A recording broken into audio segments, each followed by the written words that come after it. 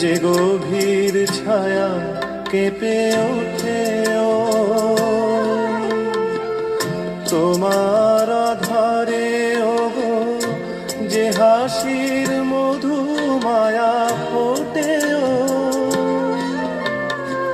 তারা এই অভিমান বোঝে না আমার, বলে তুমি তো আমায় ভালোবেসেছ, শুধু আমার গোপন ব্যথা কেঁদে কেঁদে কয় কেন আরো ভালোবেসে যেতে পারে না হৃদয়। আমি এত যে তোমায় ভালোবেসেছি,